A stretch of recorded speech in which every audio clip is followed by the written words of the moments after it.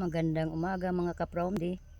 Eto, kararating lang namin dito sa bundok. Nag-almusal kami. Kain po tayo. Ayun.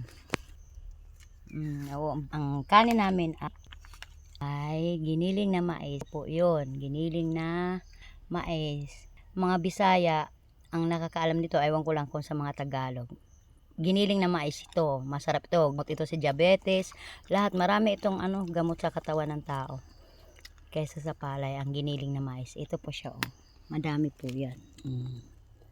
Giniling na mais. Yan ang kanin namin. Tsaka, ulam namin ay, ayan, sapsoy. Yan, ulam namin. Tsaka, with saging na lakatan. Kain po tayo. Yun lang po muna. Bye-bye. Mag-aalmusal po kami. Yan, kasama ko, asawa ko. Ayun. Morning po. Yan lang po muna. Mag-aalmusal kami. Kain po tayo lahat. Luzon, Visayas, Mindanao. Ibang bansa. Kumain kayo ng mais, ang giniling. Yan po lang po muna.